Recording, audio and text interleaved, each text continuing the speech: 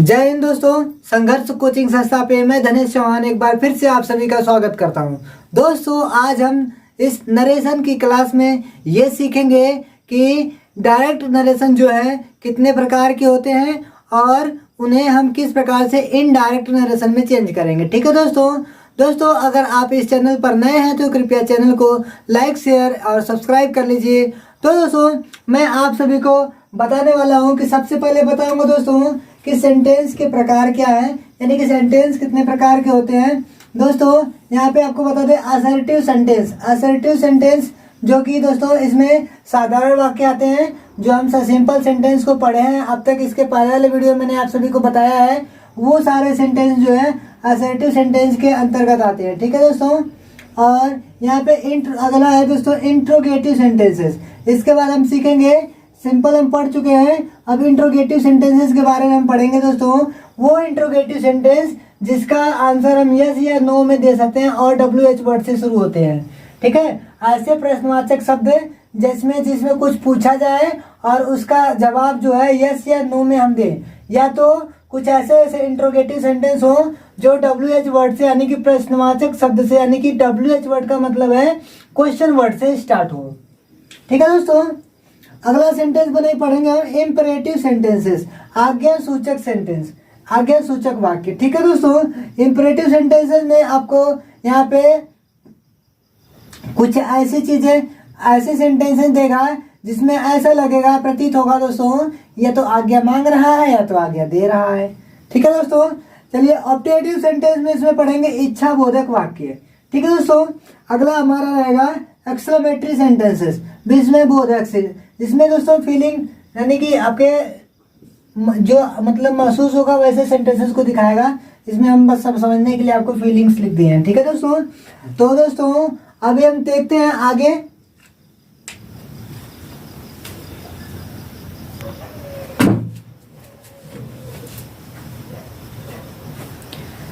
चलिए दोस्तों देखते हैं कि हम लोगों ने असर्टिव सेंटेंस को तो पढ़ लिया था। अब दोस्तों हम पढ़ेंगे इंट्रोगेटिव सेंटेंस को। आगे देखते हैं दोस्तों कि हम असर्टिव सेंटेंस पढ़ने के बाद दोस्तों जब इंट्रोगेटिव सेंटेंस पढ़ेंगे तो इंट्रोगेटिव सेंटेंस में कितने प्रकार के इंट्रोगेटिव सेंटेंसेस आते हैं जरा देखिए जरा दोस्तों। कि दोस्तों यहाँ पर देखेंगे इंट्रोगेटिव सेंटेंस के अंतर्गत कुछ ऐसे वाक्य आते हैं जिसका जवाब हम यस या नो में देते हैं, तो वो एस या नो में देने जिसका जवाब हम देते हैं वो एक्चुअली वर्ब्स जो शुरू होती हैं। देखिए उसका कुछ मतलब मैंने सहायक क्रिया को दिया है जिसमें ये आता है जो ये प्रश्नवाचक शब्द कुछ ऐसे शब्द होते हैं जिसमें जिसका जवाब अगर कोई पूछे तो उसका जवाब हम केवल यस या नो में ही दे सकते हैं।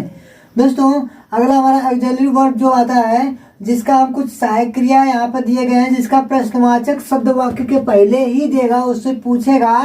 तो दोस्तों कुछ इस प्रकार से होगा जिसमें सहायक क्रिया हेल्पिंग वर्ब हमारी ये होगी, डू या डज होगा या डिड होगा या इज एम आर होगा या वाज या वर होगा या तो हैज या हैव होगा या फिर हैड होगा, या तो विल सेल हो सकता है, मे कैन हो सकता है, शुड वुड हो सकता है, माइट हो सकता है और भी अन्य शब्द हो सकते हैं दोस्तों जो पूछे जाने वाले वाक्य के लिए प्रयोग किए जाएंगे शुरुआत में ही। ठीक है दोस्तों। और कुछ WH वर्ड यानी कि क्वेश्चन वर्ड, WH वर्ड से शुरू होंगे, कुछ ऐसे सेंटेंस होंगे जिसका क्वेश्चन वर्ड कुछ यूं होगा कि व्हाट, हु, व्हेन, व्हिच, हुम, हुज, व्हाई, वेयर, हाउ, कुछ इस प्रकार के क्वेश्चन वर्ड होंगे। ठीक है दोस्तों। तो दोस्तों इसके अंतर्गत आगे हम सीखेंगे कि कुछ ऐसे सेंटेंस जिसका जवाब हम केवल यस या नो में देंगे। तो दोस्तों चलिए देखते हैं आगे हम।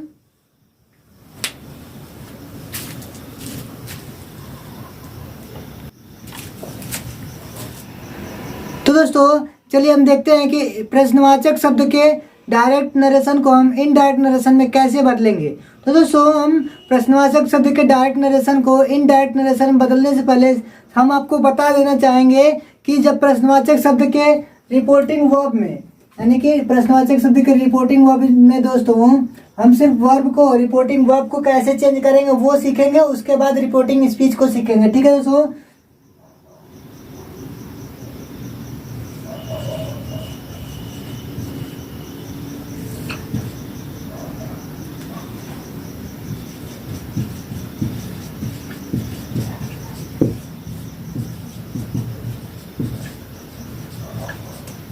ठीक है दोस्तों। तो दोस्तों आपको बता दें, जब रिपोर्टिंग वर्ब को बदलेंगे तो अगर हमारी रिपोर्टिंग वर्ब में से या सेज जो है विथ ऑब्जेक्ट हो, यानी कि ऑब्जेक्ट के साथ में हो, तो दोस्तों हम से या सेज को आस्क या आस्क में बदल देंगे। ठीक है दोस्तों। और दोस्तों कॉमा हटाएंगे, जब हम कॉमा हटाएंगे, जो दिया रहता है रिपोर्टिंग स्पीच से पहले कॉमा रहता है, उस कॉमा को हटाएंगे तो दोस्तों हम इफ या वेदर का प्रयोग करेंगे। इफ या वेदर। ठीक है दोस्तों, ये रिपोर्टिंग वर्ब को बदलने का तरीका है। ठीक है, अगर यही दोस्तों हमारा से या सेस हमारा विदाउट ऑब्जेक्ट का हो, तो दोस्तों हम केवल आस्क का प्रयोग करेंगे। उसके बाद दोस्तों दैट को हटाएंगे तो इफ या वेदर का प्रयोग करेंगे।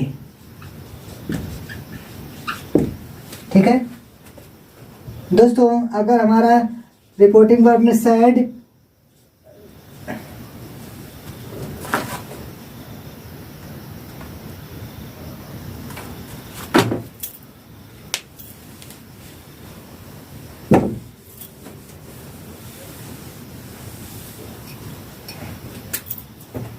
दोस्तों अगर हमारा रिपोर्टिंग वर्ब में से या सेज टू हो, तो दोस्तों अगर विदाउट ऑब्जेक्ट का हो तो हम केवल यहाँ पर आस्क लिखेंगे और कॉमा हटाएंगे तो इफ या वेदर का प्रयोग करेंगे। अगर दोस्तों हमारा रिपोर्टिंग वर्ब में सैड हो,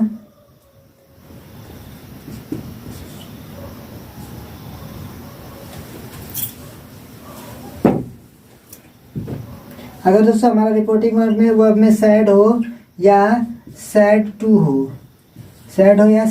हो, तो दोस्तों हम सैड को आस्क्ड में चेंज कर देंगे, कॉमा हटाएंगे तो इफ या वेदर का प्रयोग करेंगे। तो दोस्तों ये रहा हमारा रिपोर्टिंग वर्ब को चेंज करने का तरीका। दोस्तों अब हम सीखेंगे अगले चैप्टर में रिपोर्टिंग वर्ब को रिपोर्टिंग स्पीच को बदलना है, रिपोर्टेड स्पीच को बदलना। ठीक है दोस्तों,